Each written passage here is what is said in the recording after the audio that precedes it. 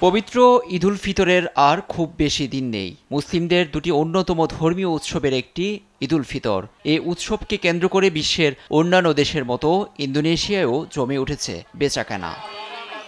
ইন্দোনেশিয়ার ২০ কোটির জনসংখ্যার ৮৭% মুসলিম। ঈদ ধনীদের জন্য খুশি বয়ে আনলেও গত ২ দশকের মধ্যে চরম মুদ্রাস্ফীতিতে নিম্ন আয়ের ঘরে নেই তেমন আয়োজন। তারপরও ঈদের দিন চাই নতুন কাপড়। সে অর্থে কেউ খোলা বাজার বা ফুটপাত থেকে সেরে নিচ্ছেন প্রয়োজনীয় কেনাকাটা। কাঁচামালের দাম সামান্য কমলেও বিক্রি অনেক কমেছে। সম্ভবত তা অর্থনীতির বর্তমান পরিস্থিতির কারণে।